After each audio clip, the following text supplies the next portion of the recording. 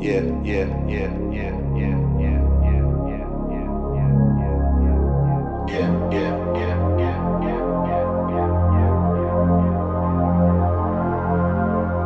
yeah. Hustle Lord. Welcome everyone to the interviews on the Burgundy Couch. I'm your host Tiffany with the Network ENT. Today we are interviewing Rock Bottom, who has been chosen to perform at the Rock the Mic Showcase November 30th at the Black & Nobel's bookstore. So Rock, welcome. Thank you. Thank you for coming. Happy to be here. Good. I have several questions for you today. But first I just want to start off, for those of us who don't know your name and the type of music you create, can you tell us a little bit about that? Yes, my name is Rock Bottom. As you heard, I'm a hip hop artist. And a lot of people don't know how I came up with the name Rock Bottom, and it's a funny story. In middle school, I was a big fan of wrestling, and I'm pretty sure everybody knows who The Rock is. And I used to impersonate The Rock all the time. The whole know your role and shut your mouth, all of that. Okay. And that name just stuck with me. So when I started my music, you know what I mean, it was just perfect for me. And everybody knows that Rock Bottom is his finishing move. Once he does that, it's over. So I feel as though once I get on the song, it's over. Good. So it just stuck with me. That's why my name is Rock. Oh, okay. So that's good because I was curious. That's got nothing to do with Drake's started from the bottom. Nothing at all. So you've been had that name Rock Bottom for years. Yes, for about 6-7 years. So you're like the original Rock Bottom. Nice, very nice. Good to know. So tell us a little bit about your upbringing and how that relates to your music. Well, I'm from West Philadelphia, born and raised. From the hood, born and raised. But I was raised by my mother, single parent, and, and I watched her go through her struggles raising me. You know what I mean? It wasn't easy. I didn't make it any easier for her. I was always doing my thing, but that's where I get a lot of my drive from, my passion about being who I am, because I've seen what my mom's been through. So, I want to make sure that nothing that she's done is in vain. So that's why I take my music very seriously. You know what I mean? I put all into my music, and that's my major inspiration in life. My mom, I watched what she do to get me where I am, and I wouldn't be nothing without her. Was she very hard on you, and did that keep you from expressing your emotions at the time? Does that have anything to do with the music you create now? Yeah, she was very hard on me. She was very strict on me. I mean, for all the right reasons. I was her only son. You know what I mean? And so, me being the person that I wanted to be, she didn't really think that it was the person I should be. You know what I mean? So I couldn't really express myself the way I wanted to through to her.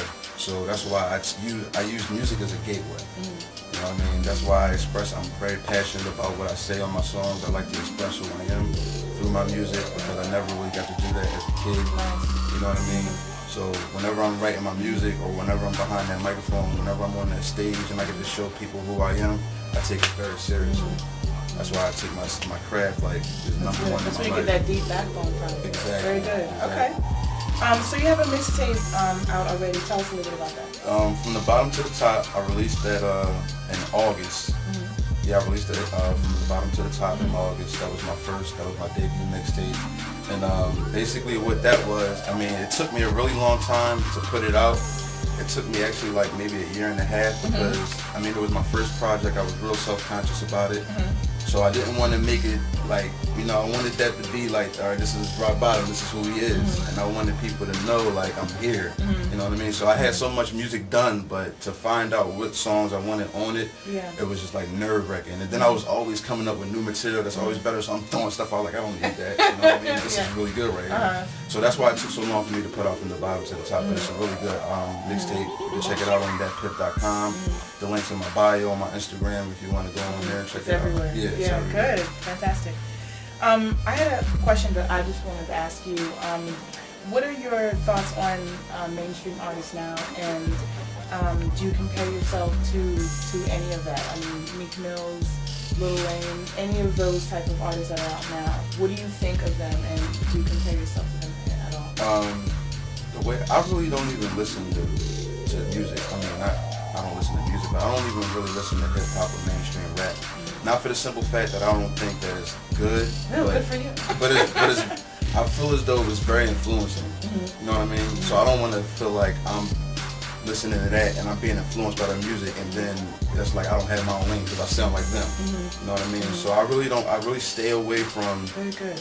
Wow. listening to artists over and over and over again, because I've seen so many artists do it and they end up sounding just like that person that they listen to. I want people to be able to say, oh, that's rock bottom. Who does he sound like? He doesn't sound like anybody. He sounds like rock bottom. You know what I mean? So no disrespect to any artist that's in the game or anything like that. I mean, I grew up listening to Eminem, and I feel as though Eminem did kind of influence me in my way, just from the lyrical standpoint of being creative with my words and everything, being catchy.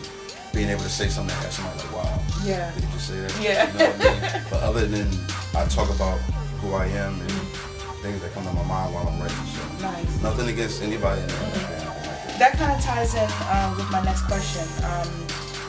I've seen you perform, and I'm just curious, how did you get to the point where you were that comfortable on stage? I mean, you do have stage presence. You're very, very comfortable. Your personality, your attitude, everything comes out, and it really is entertainment, and you can hear everything that you're saying. Right. It's really fantastic. But how did you, like? Is it from practice? Because you've been performing for a couple years now, right? Yeah, basically, I get my stage presence from, I want to show everybody all the hard work and all the dedication that I put into my music. So whenever I'm on that stage, I feel as though, you know, this is your time to shine. This is your time to show everybody all the hard work and the dedication. You don't do everything for no reason. You do everything because you want people to know that you're an awesome artist. You're here to make your mark in the game. So therefore, when I go out there, all that nervousness is just like, it goes out the window. I get tunnel vision. I want to show you who I am. So you're kind of focusing on exactly what. Exactly. So that's why my energy on stage is always there. I'm always jumping around, moving my body, because I want you to feel my music. You know what I mean? I do this for a reason. I don't just do this just to be writing songs or anything. It's deeper than that. So I take performing on stage a lot more serious than I do behind the microphone. I mean, I love to record music, but I love to show people all hard work and dedication I put into my rhymes. Were you nervous at all in the beginning, like when you first started performing, or did you always kind of have a knack for it? I was nervous, so only to the point where, you know, I didn't want people to not like my music. You know what I mean? And I'm really self-conscious about that. But once I started doing what I was doing, and I started getting feedback from different people, and I never really got bad feedback about my music. That's not me bragging. That's the honest to God truth. A lot of people like my music. And once I started getting good feedback, that did a lot for me as a beginning artist. You know, I always had positive feedback, and that's a blessing. So that built my confidence from the very beginning. I'm like, yo, if everybody's telling me they really like my music, then my music must be good. Yeah. You know what I mean? Just keep riding that wave. Yeah. So nervousness went out the window for me. You know, my first year when I was doing my rap, when I started rapping. So ever since then, it's just been like, you know, just do your thing. Oh, okay. So are you working on anything right now? Yes, I have a mixtape coming out, Uber Me, January 1st. This is my sophomore mixtape. It's really special. I really think this is going to outdo from the bottom to the top, as it should, because it's the next step for me. So I've been working with a couple artists. You'll have Gilly the Kid on there, Chance Chisel the rapper, Nice, my boy Nice. I did my first ever performance with Nice, and it's going to be a really special project, and I named it Who But Me. Who But Me is not a question. It's more of a statement. Oh, okay. You know what I mean? And from the bottom to the top, I really just let people know that I could rap. Yeah. You know what I mean? I was just rapping. There was a lot of freestyles. Who But Me is going to basically be, you know, exactly what it says. Just explaining who Rock Bottom is as a person. I want people to really start to understand who I am. Once I got their attention from the bottom to the top, like, dude, this dude can rap. Now, who is he? So that's what I wanted Who But Me to be. It's a really special mixtape that'll be out January 1st on hiphop1987.com, Your year started off just right. Yeah, exactly. I want to start it off with a bang. Yeah, okay. I'm really taking 2014 like, yo, this is my year. Yeah, and good. Better things to come. Good for you. Yeah. And talking about performances, do you find it difficult at all to book shows or to get performances? No, and I go through social networking to get all my shows booked and everything like that, and I go through a booking agency called Acton.com. Oh, okay. Yeah, and they line up shows for you. All you gotta do is sell tickets. Nice. You know what I mean? So I can find a show like that, and I've been doing that for the last couple years now. So that's why my stage presence is nothing for me to go out there and do my thing. Okay. And then speaking on stage presence, can you describe what it's like for you when you perform on stage, and also what it's like for the crowd when they're listening to you on stage? That's what I live for. I live for to go out there on that stage, do my thing, and after I'm done, for people to come there and tell me how good of a job I did, because I go out there and I give my all. And I love feedback. I really love feedback. Not that it's gonna make or break me, but I want to know how you feel about my music. And for people to come up to me and tell me, yo, you did your thing, man. I live for that. So when I'm going on that stage, I'm about to give you the best that I can give you, because I want the best feedback that I can receive. Right. You know what I mean? But how do you like personally feel when you're getting on stage and you start rapping? Like how do you feel? You just thinking like, what are you thinking? How are you feeling like when you're on stage? You know what? I'm focused on my rhymes. I'm focused on delivering every word to the best of my ability. You know what I mean? So when I get out there, I want you to hear what I'm saying. Yeah. You know what I mean? Yeah. Because you can be rapping, but if you're not very clear and people can't hear you, then you know it's just like people lose interest. Very I much. noticed that. So they lose interest very So quickly. my initial thing is to come off. That's why, like, even when I'm writing my rhymes, initially those first 4 rhymes, I want you to be like, oh, he got my attention. I don't want you to get midway through my stuff and then you're listening. I want to catch your attention from the very beginning. So that's why I approach when I get on stage. I'm like, yo, what's up with everybody? How y'all feeling tonight? You know what I mean? I want y'all to be able to I want to be able to interact with you so I can draw you in. And exactly. Then just go out there and do my thing. Nice, very good. Rock, so kind of a fun question. I like to ask everyone this question. Favorite artist, music artist, alive today? Do you have a favorite? Not really. Really? Yeah, like I said. But you did say you don't really. I mean, you don't really listen. I grew up listening to Eminem. So would you say that he's maybe favorite? Yeah. Okay. I mean, I haven't really found anybody that I felt as though was more interesting than Eminem, and what he brought to the game, and what he did to the game, being like one of the first white rappers that everybody, I mean, besides Vanilla Ice, I mean, in my era. Yeah. You know what I mean? Yeah. But he changed the game in so many ways, and there's so many different people that's trying to rap now. You don't just have, I mean, it was just, at first it was just like, you know, it's a lot of black artists. Yeah. But Eminem broke through that wall. Hardcore. And he was good. Yeah, you know what I mean? Good, yeah. And for him to get on, and one of my favorite songs that he ever did was with Jay-Z, the God MC, and he went on the song and he was neck and neck with Jay-Z, and he did his thing, and I was just like, wow, you know what I mean? Yeah. And I've been listening to him since then.